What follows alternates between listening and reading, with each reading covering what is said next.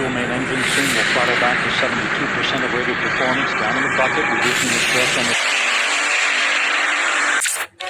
साल 1969 में नासा ने 4 महीने के अंदर 2 बार एस्ट्रोनॉट्स यानी वैज्ञानिकों को चांद पर भेजा और 1972 के बीच सिर्फ 3 साल में ही टोटल 7 बार एस्ट्रोनॉट्स को चांद पर भेजा गया। नासा को चांद पर आखिर ऐसा क्या मिल गया था जिसके लिए एक के बाद एक इतने सारे मिशन वहां भेजे गए? और कभी सोचा है चांद में इतनी दिलचस्पी रखने वाले नासा ने अचानक से इस पर कोई भी मिशन भेजना क्यों? क्या है चांद की इस अंधेरी दुनिया का वो खौफनाक रहस्य जो आम लोगों से छुपाया गया? दोस्तों, हमारे चंद्रयान 3 ने अभी हाल ही में चांद के दक्षिणी ध्रुव पर लैंड किया है और ये कारनामा करने वाला भारत दुनिया का पहला देश बन गया है।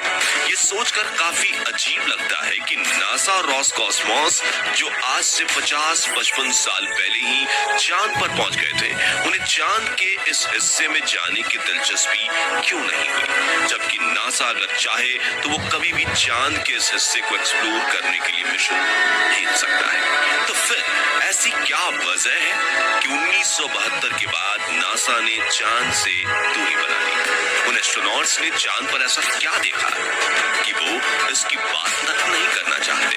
क्या इसका संबंध उन एलियंस से है जिनके चांद पर होने की कहानी हम सदियों से सुनते आए, या फिर इसका कारण कुछ और है? चलिए हम चांद की इस अंधेरी दुनिया का रहस्य जानते हैं। इसलिए इस वीडियो को देखते रहिए, क्योंकि इस वीडियो में इस राज से पर्दा हटाने वाले हैं। दोस्तों, 1969 में जब नासा ने अपने अपोलो मिशन 11 को पूरा किया और नील आर्मस्ट्रॉन्ग व बज एल्ड्रिन चांद पर कदम रखने वाले पहले इंसान बने, तो दुनिया भर में चांद पर इंसानों की बस्तियां बनाने की बात शुरू हो गई थी।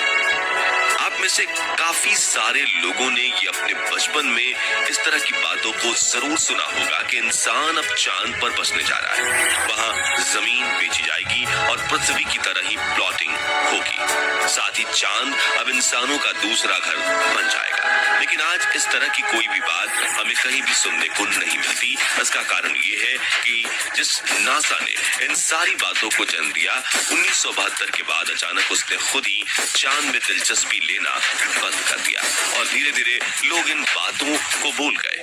लेकिन नासा ने ऐसा क्यों किया? इसके पीछे अलग अलग एक्सपर्ट अपनी अलग अलग कॉन्स्पिरेसी थियरीज देते हैं।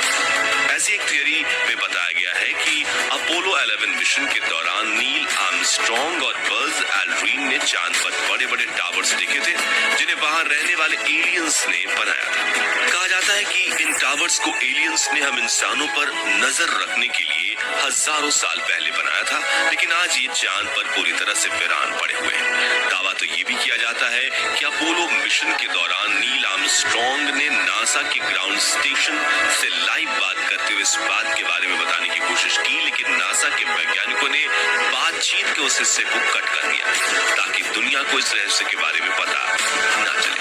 कुछ सेल्फ क्लेम रिसर्चर्स ये दावा करते हैं कि नासा ने इस रहस्यमय टावर की जांच पड़ताल करने के लिए लगातार एक के बाद एक 7 मानवीय मिशन चांद पर भेजे थे, लेकिन जब आखिरी बार एस्ट्रोनॉट्स चांद पर उतरे तो उनका सामना वहां मौजूद एलियंस से हुआ, जिन्होंने उन एस्ट्रोनॉट्स को धरती पर लौटने और फिर कभी चांद पर न आने की चेतावनी दी। और इसी के चलते नासा ने फिर कभी अपने किसी एस्ट्रोनॉट को चांद पर नहीं भेजा।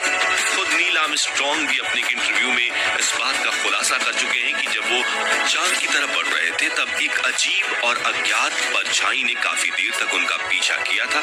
इस रहस्यमय चीज की आकृति एक यूएफओ यानी अंतरिक्ष यान के जैसी थी। इसके अलावा अपोलो मिशन प्रोग्राम में शामिल रहे कई वैज्ञानिक चांद पर एलियंस के मौजूद होने की तरफ इशारा कर चुके हैं। हालांकि ये लोग खुलकर कुछ नहीं कह पाते, जिसे देखकर ऐसा लगता है कि मानो इनके ऊपर चुप रहने का कोई दबाव है। लेकिन कई बार ये एस्ट्रोनॉट्स इशारों में अपनी बात कहने की कोशिश कर चुके हैं। साथ ही कुछ सेल्फ क्लेम्ड रिसर्चर और राइटर ये कहते हैं कि चांद अंदर से खोखला है और इसके अंदर एक पूरी एलियन सभ्यता निवास करती है। खास तौर से चांद के दक्षिणी ध्रुव को लेकर इस तरह की बातें सबसे ज्यादा कही जाती हैं, क्योंकि यहाँ हमेशा अंधेरा रहता है और इस एरिया में इतने बड़े बड़े गड्ढे हैं कि उनके अंदर पूरा शहर समा जाए। आपको बता दें कि यहाँ मौजूद एटिकन बेसिन नाम का एक क्रेटर यानी कि गड्ढा सिर्फ चांद ही नहीं बल्कि पूरे सोलर सिस्टम का सबसे बड़ा गड्ढा माना जाता है। इस गड्ढे का व्यास 2500 किलोमीटर और गहराई 8 किलोमीटर है। कुछ रिपोर्ट्स में ये गहराई 13 किलोमीटर होने की बात कही गई है। ऐसे में बहुत सारे कॉन्स्पिरेसी थियरिस्ट का ये मानना है कि इस अंधेरे गड्ढे में एलियंस हो सकते हैं। उनका मानना है कि इन गड्ढों के अंदर ये एलियन पिछले हजारों सालों से रह रहे हैं और नासा को इनके इस राज का पता चल गया था, इसलिए वो अब अपना कोई भी मानवीय मून मिशन लॉन्च नहीं करता है। वैसे दोस्तों, अगर इस बात को एक बार के लिए हम सच भी मान लें कि सच में चांद पर एलियन है, तो फिर ये बात गले से नहीं उतरती कि वहां आकर जिंदा वो कैसे है। दरअसल चांद का वायुमंडल हमारी पृथ्वी से बिल्कुल अलग है और ये वायुमंडल जीवन के पनपने को फेवर नहीं करता। आपको जानकर हैरानी होगी कि दिन के समय चांद का तापमान 250 डिग्री सेल्सियस तक चला जाता है, जो हमारा खून उबाल सकता है। साथ ही रात के समय यहाँ का तापमान -208 डिग्री तक जाकर हमारे खून को जमाने के लिए काफी है। इसके अलावा चांद का वायुमंडल हद से ज्यादा पतला है, जिसे अगर ये भी मान लिया जाए कि यहाँ वायुमंडल है ही नहीं तो ये गलत नहीं होगा। ऐसे हालातों में कोई भी प्राणी जीवित कैसे रह सकता है? और अगर सच में चांद पर एलियन रहते हैं तो वो हमसे कहीं ज्यादा ताकतवर है और खतरनाक भी, क्योंकि जिन हालातों में इंसान एक पल भी सरवाइव नहीं कर सकता, वहां रहने वाले जीव यकीनन हमसे कहीं ज्यादा ताकतवर जरूर होंगे। दोस्तों, नासा से जब ये पूछा जाता है कि इतने लंबे समय से उन्होंने चांद पर कोई मानवीय मिशन क्यों नहीं भेजा, तो उनका ये जवाब होता है कि चांद पर खोजने जैसा कुछ नहीं है और वहां मिशन भेजना पैसों की बर्बादी है। हैरानी की बात भी होती है कि 2008 में जब भारत ने अपना पहला मून मिशन चंद्रयान 1 लॉन्च किया, तब दुनिया को यह पता चला कि चांद पर पानी मौजूद है, जबकि भारत के इस मिशन में लैंडिंग शामिल नहीं थी। यानी हमारे चंद्रयान ने चांद के ऑर्बिट में घूमते हुए ही इसकी सतह पर पानी की खोज करनी थी, जबकि नासा अपने एस्ट्रोनॉट्स को चांद पर उतार कर भी ये पता नहीं लगा पाया और ये बात गले से नहीं उतरती है।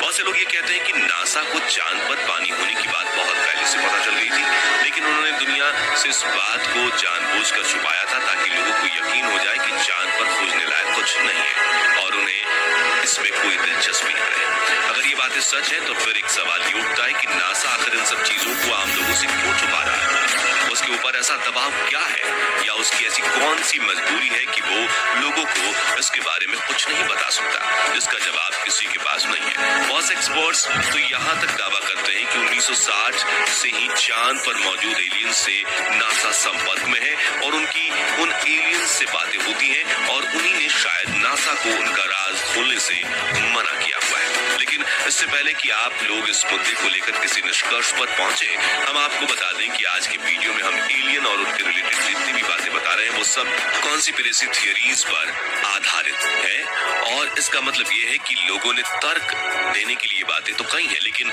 इन्हें सच साबित करने के लिए इनके पास कोई सबूत नहीं है। इसलिए इस मामले पर यकीनी तौर पर कुछ भी कहना नामुमकिन है। हाँ, लेकिन जरूर इतना है कि पिछले 60 सालों में चांद को लेकर नासा का जो अजीब रवैया रहा है वो सवाल जरूर खड़े करता है और इन सवालों के जवाब हमें कब मिल पाएंगे इस पर कुछ भी नहीं कहा जा सकता। बाकी हमारी आज की वीडियो में इतना ही। वीडियो अच्छी लगी हो तो इसे लाइक और शेयर करना और अगर आप हमारे फेसबुक पेज पर नए हैं तो पेज को फॉलो भी जरूर करें। मिलते हैं जल्दी एक और इंटरेस्टिंग वीडियो के साथ, तब तक के लिए गुड बाय।